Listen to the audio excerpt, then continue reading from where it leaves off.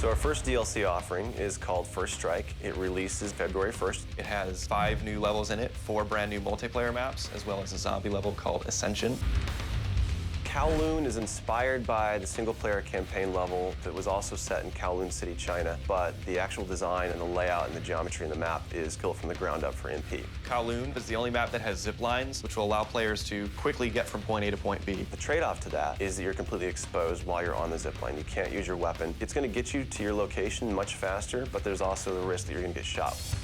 Discovery is an Antarctic research station that was a German outpost left over from World War II. The two sides of the map are divided by a deep chasm. You're always kind of fighting for control over that crossover from one side of the map to the other. My tips for Discovery is really just learning the layout of the map, understanding how that chasm can impact the flow of the gameplay, and always being conscious of the exposure that you have to long-range weapons. You might be on a snow bridge and somebody throws a grenade, which collapses the floor around you.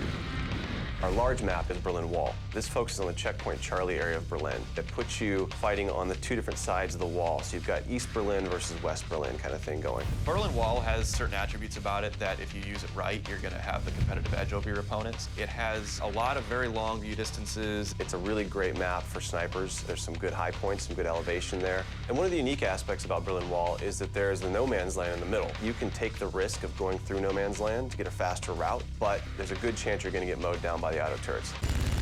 So Stadium's one of my favorite maps. I am a run and gunner, so I tend to like that map. It's going to provide those close quarter players tight adrenaline, action-packed experience. So never underestimate the value of tactical insertion and always be checking your corners and realize that these engagement distances are going to be really small, so use that to your advantage. I think it's going to cater to a lot of the players who just like the frenetic style of gameplay that Call of Duty has to offer.